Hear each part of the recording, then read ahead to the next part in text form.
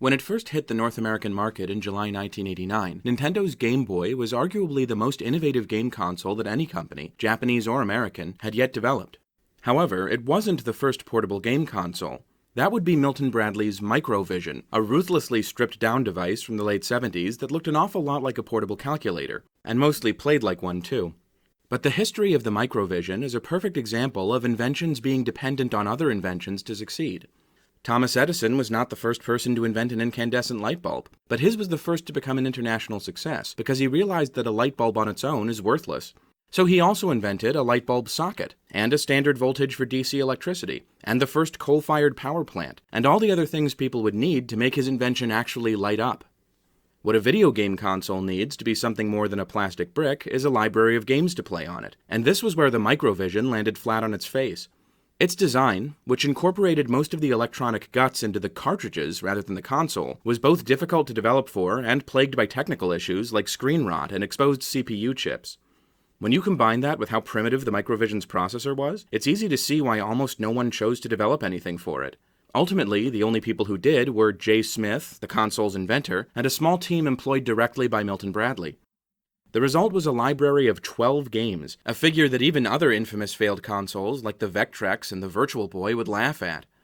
You'll sometimes hear it bandied about that the Game Boy was influenced by the design of the Microvision. Satoru Okada said as much in a 2016 interview.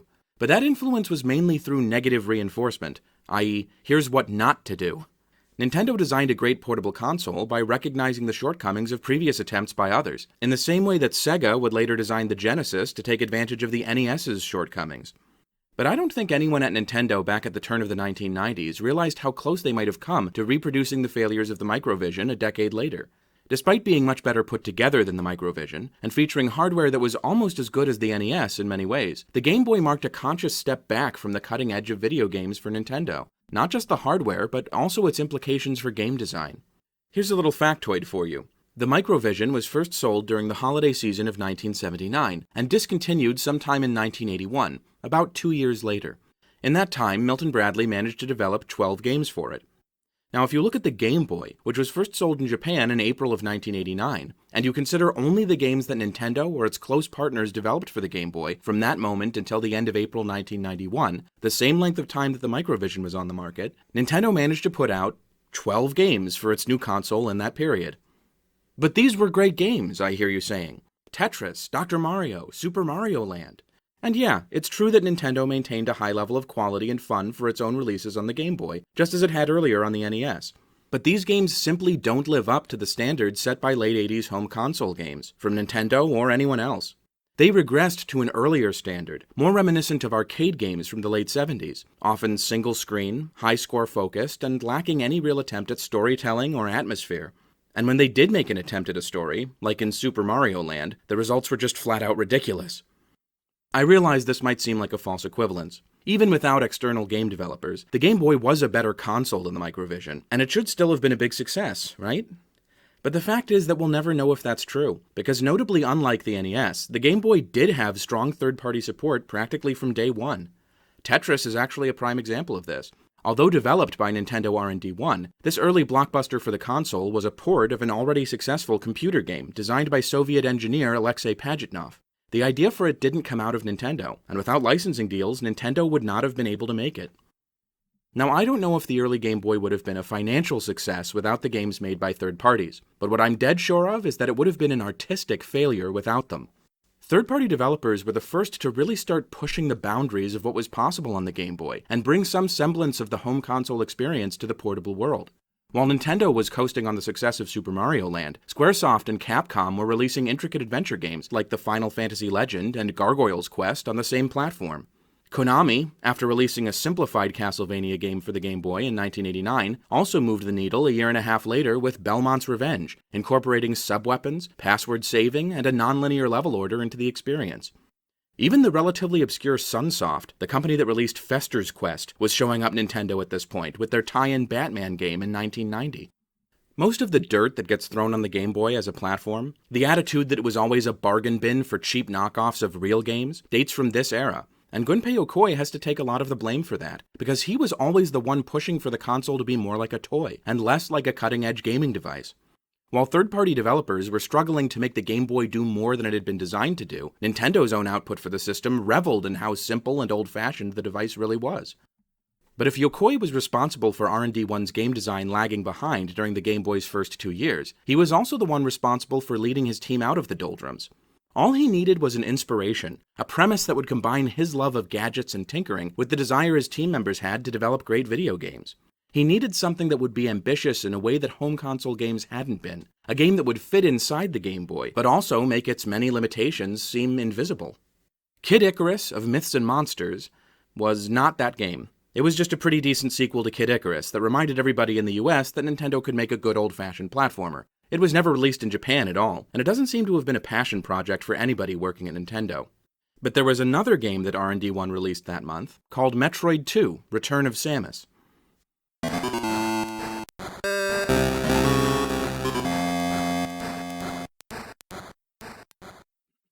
When the Game Boy was new, customers would have had no way of knowing what kinds of games would eventually be released for the system. It was obviously less powerful than contemporary home consoles, but would the focus of its library be ports of older games? Or maybe entirely original games designed to be less cutting edge, with Nintendo saving its big franchises like Mario and Zelda for the home console customers? Or would they actually try to make sequels to their current game franchises, despite the possibility of tarnishing the series' image with a subpar game? What eventually happened, mostly, was that all the big studios, including Nintendo, would use the Game Boy for spin-off content. Its games would be part of Nintendo's big franchises, but not a major part, and if there were going to be series on the Game Boy, these would be unique to the Game Boy, like Kirby's Dream Land, for instance.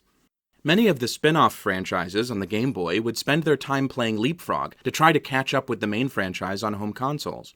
So for instance, R&D1 went from the original Super Mario Land, which wasn't even as complex as Super Mario Bros. Had been 4 years before, to the second Land game, 6 Golden Coins, which in its sprite work and mechanics is clearly inspired by Super Mario World, which at that point was only 2 years older than it was. Nintendo didn't produce a Zelda game for the console until 1993, but when it did, the game had many elements in common with A Link to the Past, the most recent home console entry, more so than the original Legend of Zelda or its controversial NES sequel. What makes Metroid 2 so unusual, especially in the context of its time, is that it was a combination of a portable spin-off of one of Nintendo's big franchises and a numbered sequel to a classic NES game. Those Name of Game 2 entries had already been pretty odd on the NES, particularly Mario and Zelda, so when you add the weirdness of Game Boy spin-offs on top of that, it's like weird squared. If you're wondering why R&D1 decided to slap a Metroid sequel on the Game Boy, well, ask yourself this. What R&D1 developed games do you remember from the NES era? Back in those days, this division hadn't been responsible for a lot of epic adventure-style games that captured players' hearts. Their best sellers on the NES were Duck Hunt, often bundled with the far more beloved Super Mario Bros., and Tetris, a game they didn't create. Strange as it may seem, even though it barely makes the top 20 of best-selling NES games, Metroid was the poster child for R&D1's creativity during the late 80s. It was their Zelda and their Mario at the same time, combining innovative mechanics with a compelling story. Also, if any franchise was going to risk going portable for its second outing, it wasn't going to be one of the ones Miyamoto's team at EAD owned. It had to be Metroid. Only the Metroid team would dare to attempt it. And daring is certainly the word for what they came up with. In what would become something of a tradition for the series, Metroid 2 takes place immediately after the conclusion of the original game.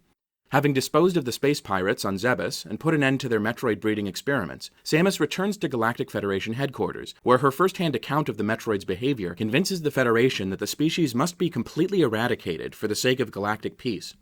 A research vessel is dispatched to planet SR-388, where Metroids originally emerged, to detect and destroy any that remain.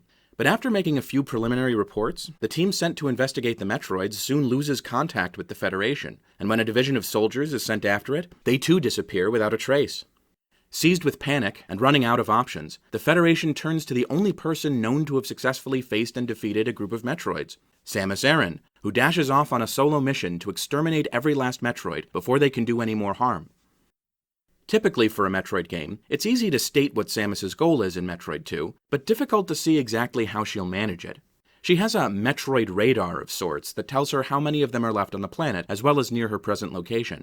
At the beginning of the game, there are 39 Metroids scattered across a convoluted landscape of underground caverns and a collection of blocky buildings, which are all that remains of an advanced alien civilization. By the time the game is over, there should be 0. Metroids have made their homes in every nook and cranny of SR388, including places that Samus wouldn't ordinarily be able to reach. To hunt them all down, she has to find suit upgrades in the alien ruins, allowing her to jump higher, stick to walls, and even fly, in a way. At the same time, some Metroids are hidden in the depths of the planet, underneath lakes of corrosive acid. Samus has no choice in this case but to hope for an earthquake, which will open new fissures in the planet's crust and drain the acid away. In practice, of course, these earthquakes aren't really random at all. They occur at specified times in your playthrough after you've destroyed all the Metroids in a certain area. In fact, since the game gives you all the upgrades you'll ultimately need for one area in that same area, the primary means of blocking off rooms in Metroid 2 isn't through upgrade management at all, but rather through these scripted earthquakes. The backtracking and gradual unlocking of distant corners of the map, which was such an essential aspect of the original Metroid, and then Metroidvanias in general, is abandoned here in favor of a more streamlined and linear approach. One of the features that distinguishes Return of Samus, not only from its predecessor, but also from most Nintendo games, especially on the Game Boy, is its abundance of scripted moments which tell a little story without necessarily slowing down the pace of gameplay. The earthquakes are in this category, but they're not an especially interesting example. Most of the good ones are related to finding upgrades or chasing down Metroids. Here's an example. In the first ruins area, if you really thoroughly explore the one large building, you'll run across a tunnel that leads to the extreme right side of the building.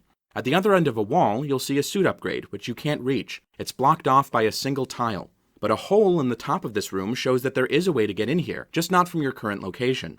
Leave the building through the main door to the right, and you'll run across a bridge, which has the same kind of foliage underneath it as the room you just saw.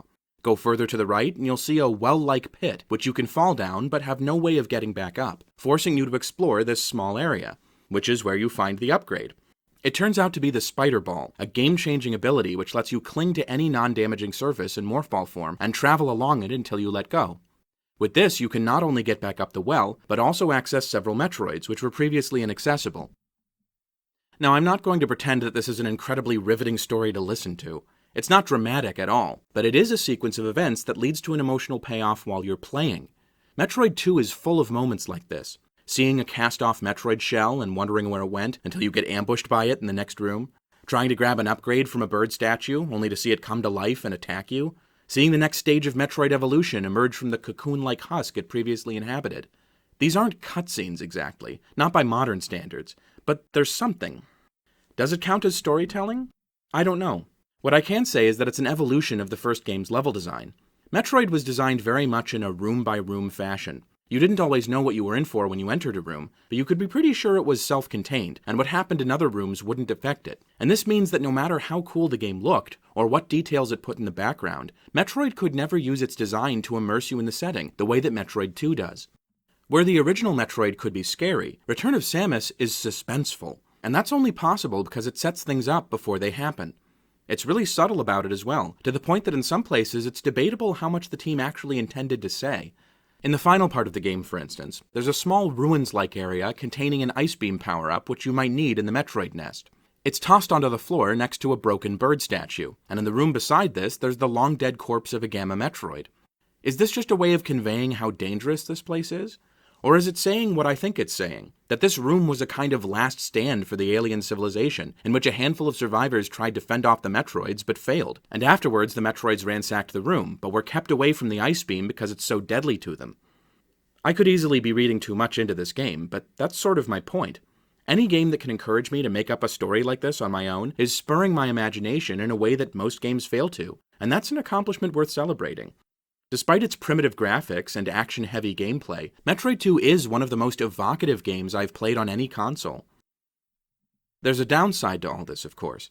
The overall structure of Metroid 2 may be linear, but within each area it's very open. Not just open, but winding, convoluted, and incredibly confusing. When you get lost in this game, that doesn't just mean the atmosphere is immersive. More often than not, you are properly lost and have no idea where you're going. Not helping with this is the lack of color on the Game Boy's screen, and the frequent reuse of tile sets and room layouts, which makes a few areas, particularly in the middle of the game, an absolute nightmare of a labyrinth. While I love Metroid 2, I will be the first to admit that it frequently pushes the envelope on how much frustration and tedium is acceptable in between the fun parts. In my most recent playthrough, I referred to a guide with a map several times, and I would definitely recommend that you have one handy for the times when you're ready to throw in the towel. Don't consult it constantly, because that ruins the sense of discovery, but without a guide at all, this game is rough.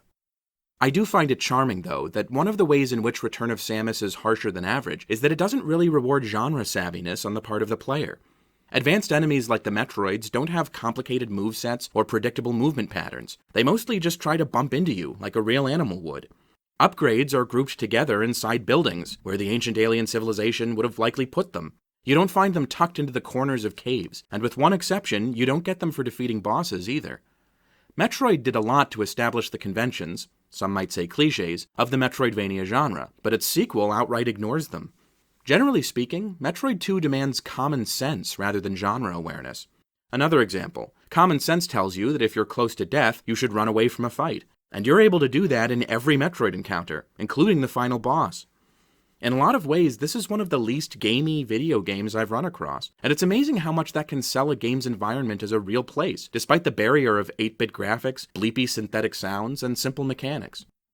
Speaking of the sound, by the way, I have one last point to make about that aspect of design. I've heard a lot of people take this game to task for having a bad soundtrack, and I just cannot agree with that. Ryoji Yoshitomi's weird, minimalistic ditties aren't as cosmically beautiful as the first games, but they're actually pretty catchy, and when they cut out in the caverns, you know that some serious business is going down. Metroid 2 uses its soundtrack in the same way that it uses level design and upgrades, to set a tone and make you feel a certain way. And sometimes getting there is a bumpy ride, but it works. At least for me it does. Just think of it as being like a really stripped-down King Crimson. Not the 70s Crimson, but the super noisy mid-80s incarnation. Either that, or just turn the sound off completely and run Discipline on loop while you play. That'll have the same effect. It's like Dark Side of the Moon for Nintendo geeks. And on that note, let's talk about the contributions that this game made to the Metroid series.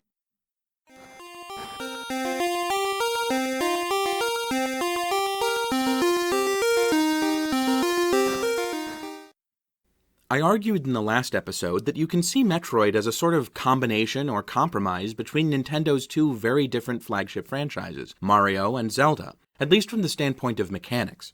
To me, this is a big reason why the series has hung around all these years, despite being a relative commercial failure.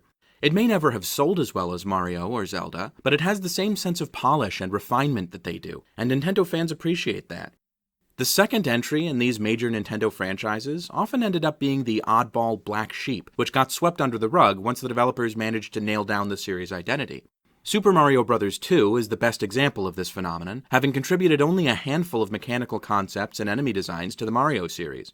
As for Zelda, The Adventure of Link was more influential than it gets credit for, introducing concepts like the Triforce of Courage and Dark Link, as well as the use of magical spells and sword techniques which hadn't existed in the original Legend of Zelda. But most of the sequel's innovations were dropped when the Super Nintendo came around.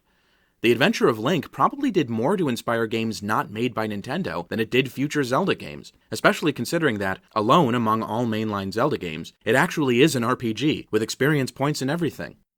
So you would likely predict that Metroid 2, which is even more out there than the American Super Mario Bros. 2 or The Adventure of Link on the NES, would be particularly ignored and forgotten within the Metroid canon.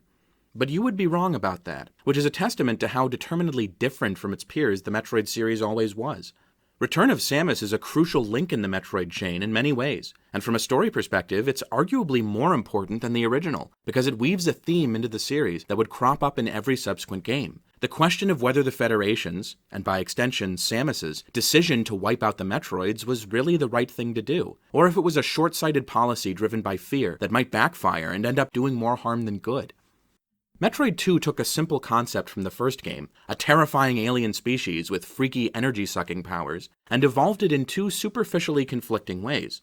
By showing the full life cycle that Metroids go through, it made them seem more alien, creepy, and monstrous than ever. And yet, by presenting them in what feels like their natural habitat, and putting the player in the position of an exterminator, it generated sympathy for the Metroids for the first time, made them seem less like a product of mad science, and more like living organisms that exist as part of an ecosystem. One common reaction you'll find to the gameplay of Metroid 2 is that defeating Metroids, especially late in the game, doesn't feel all that fun. It's cathartic because it relieves the constant sense of tension that the game's atmosphere induces, but it doesn't exactly make you happy. You feel good not because Samus is so cool and powerful, but because the threat is over and thankfully you're still alive. Sometimes you don't feel good at all. Late-game encounters with beta Metroids, and the even weaker ones in the nest, are pathetic anticlimaxes that make you feel like a butcher rather than a hero. I'm aware of one other game that routinely provokes this kind of emotional reaction. It's Shadow of the Colossus, which is frequently put forward by game critics as high art. That similarity has to mean something. So when we talk about the people and places of the Metroid series, I have to credit Return of Samus with fleshing out Metroids to the point where they effectively became a collective character, in the same way that the Federation and the Space Pirates were in the original. And by the same token, this adds depth to Samus as a protagonist. It makes her something more than the stoic badass presented in the first game's manual, a thoughtful warrior whose introspective nature would be on full display in the intro to Super Metroid and throughout Metroid Fusion. And also in Other M, although the execution there left something to be desired.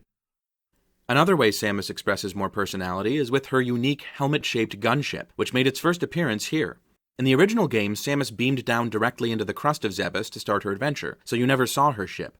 It's not a hugely important part of any Metroid game, but I think it's fair to call the gunship an iconic part of Samus's aesthetic. And hey, Metroid Prime 3 did some interesting things with it. Maybe that'll go somewhere if they make another Prime game, although at this point I kind of hope they don't. Anyway, that pretty much does it for the people part. In the category of places, we have a brand new planet, SR388, which Hiroji Kiyotake has pointed out he named after a famous motorcycle model from the Japanese manufacturer Yamaha, the mighty SR400. That's right, Metro didn't completely pull the whole motorcycle thing out of thin air. SR388 is a notably different environment from Zebes, particularly in that its various biomes are less fantastical and appear much more similar to each other than Brinstar, Norfair, and the various pirate bases did. SR388's regions have no names, and are distinguishable more by their shapes than by the appearance of their rooms. Losing the contrast of color has a lot to do with this, but I get the feeling that even if they could have used a lot of bright colors, they probably wouldn't have for this outing. Even in later games that portrayed parts of SR388, the palette is deliberately restrained and earth-toned, nothing like the neon-shaded fever dream that the original Metroid was. There's also much more of an emphasis here on the impact of the ancient alien race whose remains you trample over looking for suit upgrades.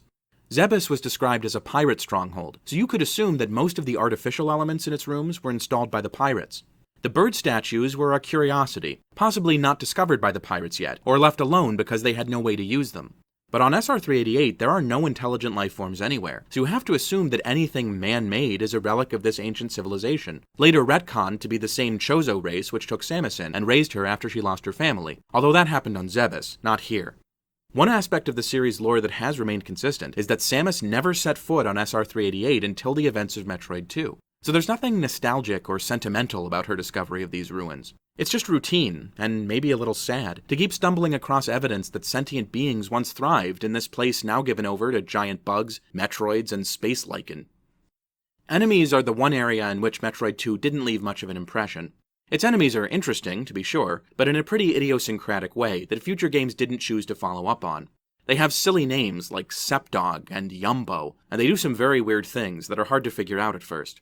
Many would reappear in Metroid Fusion, since the Biologic Space Labs has a sector specifically dedicated to reproducing the environment of SR388, but I'm reluctant to count that as a legacy thing, since it's an explicit reference to Metroid 2, not an evolution of its ideas.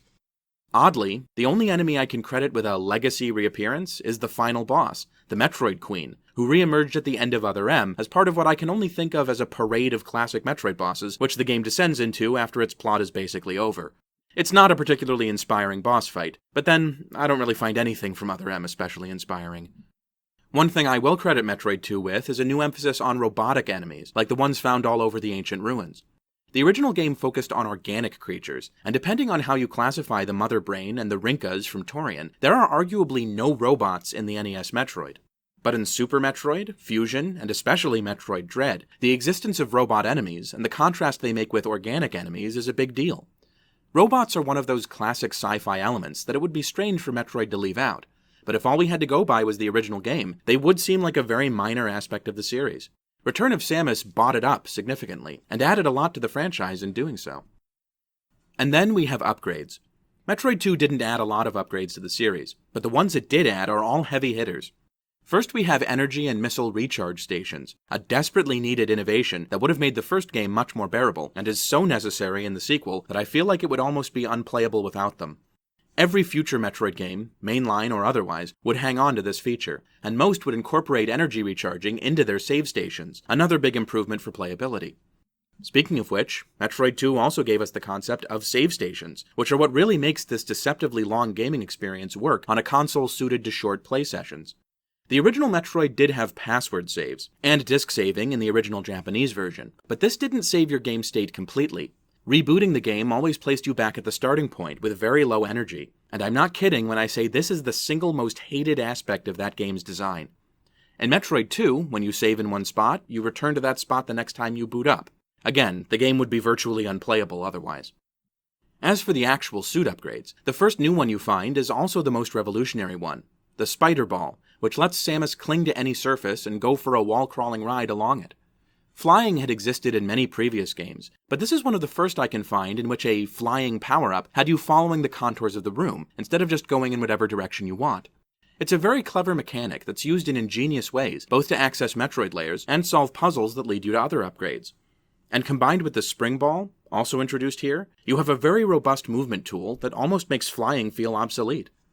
Of course, eventually you do find a power-up that just lets you fly around, the Space Jump, but this doesn't trivialize progression by any means. It requires you to spin jump with a certain rhythm, which is difficult to master, and as soon as you get it, the room design changes to be more convoluted and filled with spiky hazards that knock you out of your flight pattern. For a Game Boy game, the movement in Return of Samus feels surprisingly smooth a lot of the time, but it is still a challenge to space jump effectively. That's it for movement upgrades, but Metroid 2 isn't done yet, because we also have two new beam weapons that bulk out Samus's arsenal. The Spazer Beam isn't a huge deal, more of a Gradius power-up than a new way of damaging enemies, but the narrowly focused, extremely powerful Plasma Beam would go on to be a classic Metroid weapon, both in its original Super Laser form and the Heat Weapon version which the Prime games would turn it into. I'm a little embarrassed to say it, but just like last time, I feel like most of the general design innovations got covered in other parts of the wrap-up. The save station is an overall design feature, for example, as is the maze-like nature of SR388's map structure. So I'm just going to take a brief moment here to discuss the most controversial design decision that the team behind Metroid 2 took. Its linearity. Among fans of the Metroid series, linearity is sometimes treated like a four-letter word, and it's easy to see why some people feel this way. Linearity was the norm for video games over a period of 2 or 3 decades, from the moment they broke out of the single-screen arcade format to the early 2010s, when the increased popularity of multiplayer games and sandboxes changed the calculus for most developers, making non-linear and unstructured campaigns an easier sell. Throughout all this time, classic games like Metroid and The Legend of Zelda were looked to as an alternative to the mainstream, as paragons of open-ended design that gave players just enough structure to entertain, while also letting them stretch their creative muscles. So when a game in a series like this abandons non-linearity as a design objective, it's easy for longtime fans to see this as a betrayal. The abuse that gets thrown at the outliers in these series isn't a recent development either. Metroid 2 was criticized when it came out for being more linear than Metroid, as was Metroid Fusion in comparison to the much more open Super Metroid. And if you told me that without the openness of the original Metroid, a game can't capture the same feeling that it did, I would completely agree with you. The fact is that Return of Samus is not trying to feel like the original Metroid did. It was trying to add complexity to the basic premise of the first game, and present an experience that required a bit more thought and determination to appreciate. And what the developers of this game were trying to do could not be done without a heavy amount of linearity. Those scripted moments I mentioned earlier, they only work because the game knows when you're going to run into them, and can arrange events so one leads into the other. The NES Metroid could let you walk into any one of 100 rooms at any time, because frankly, nothing ever happened in them. Backstory can be incorporated into a game that's totally nonlinear. We've seen that with modern games like Breath of the Wild. But a plot, a sequence of dramatic events that happens to the player, requires structure. Return of Samus is that strangest of beasts, a game with no dialogue and virtually no character interaction that nevertheless does have a plot. That's what makes it feel so engaging and gripping. It's the secret to the game's curiously immersive quality that cuts through the monochromatic graphics and simple presentation, and it's only possible because Metroid 2 isn't a typical Metroid game. So cut this game some slack. It may not be the greatest unsung Nintendo game in history, but it's definitely the most underrated and overhated Metroid game. There's plenty of legitimately bad sequels to classic Nintendo games that throw away the best parts of their predecessors. This isn't one of them. And if you're put off by its reputation as a difficult game, don't be. Metroid 2's difficulty is way more bark than bite. If you've beaten Dark Souls, you can beat this game. Heck, if you've beaten Super Mario World, you have what it takes to beat Metroid 2. But whatever you think of this game, Nintendo's customers at the time were just lukewarm on it. The game sold about 1.7 million copies, a figure that Metroid Prime 2 would love to have, but the comparison at the time would have been Super Mario Land, and that's a stark difference. Return of Samus is deeper, smarter, and artsier than Super Mario Land, and it shipped a tenth as many units. Link's Awakening, the first portable Zelda outing, and the first Game Boy game developed by the home console superstars from Nintendo EAD, would also surpass it, more than doubling its sales. This was a pretty dispiriting trend for R&D 1. They needed an ego boost, and different members of the team got it in different ways. Hiroji Kiyotake soothed the pain by inventing Wario, and beginning a new career as designated deflator of Mario's brand image, which brought him much more happiness, and financial success actually, than Metroid ever had. Composer Ryoji Yoshitomo and several other team members followed him into the Wario woods, but there was still a core team led by Gunpei Yokoi determined to make Metroid a household name again. And roughly 2 years later, in 1994, that's exactly what returning director Yoshio Sakamoto and original scenario writer Makoto Kano did, with a team made up of both old hands and newcomers to the series. They would retain the seriousness and depth of Metroid 2, but fold them into an open and exploratory structure, much more like the original Metroids, with a few revolutionary changes. The result was Super Metroid, and some people will still tell you that it's the greatest game Nintendo ever made.